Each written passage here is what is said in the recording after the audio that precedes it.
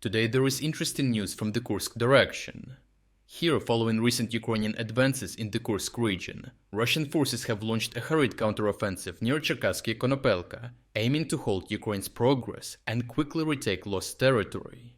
However, with Ukrainians carefully planning their defense, Russians might already be too late, as this Russian mechanized assault quickly turned into another disaster. Russia's goal is to avoid a prolonged battle by launching a quick counterattack to overwhelm Ukrainian defenders, forcing them to withdraw before they can establish entrenched defensive positions.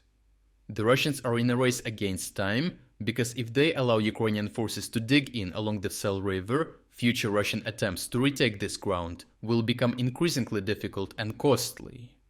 Well-prepared Ukrainian defenses, fortified positions, and better supply routes could turn the battle into a long attritional fight, something that has already caused a lot of problems for Russian forces in the Kursk region, and Russian commanders know they do not have the spare resources for any more additional grinding battles. This is why they rushed their counterattack almost panicky, hoping to catch Ukrainian forces before they could fully consolidate their gains. To achieve this, Russian forces deployed armored vehicles carrying assault infantry, hoping to rapidly close the distance and engage Ukrainian defenders in close-range combat before drones or artillery could react. The frozen ground, created by sub-zero temperatures, provided an opportunity as it allowed Russian mechanized units to use field roads, giving them relative freedom of movement compared to previous muddy conditions. Additionally, the frozen terrain made it harder for Ukrainian forces to prepare defensive positions quickly, potentially exposing them to rapid Russian breakthroughs. Despite these advantages, the battlefield itself worked against the Russian assault.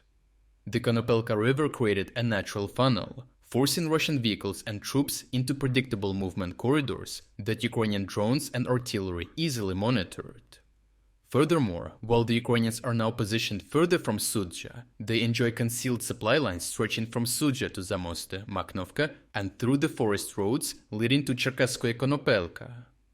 This allows Ukrainian reinforcements and supplies to move safely and efficiently, hidden from Russian fiber optic drone strikes, while Russian supply lines remain exposed to potential ambushes. Moreover, ongoing battles near Ulanok prevent Russian forces from using their preferred supply route, forcing them to take longer and more vulnerable paths to reach the battlefield. With the flat open terrain and clear weather, this logistical disadvantage made Russian movements highly visible to Ukrainian surveillance drones. Because of these factors, the Ukrainians immediately detected the Russian assault the moment it entered the funnel. Within minutes, Ukrainian drone operators launched waves of FPV drones at the advancing armored column.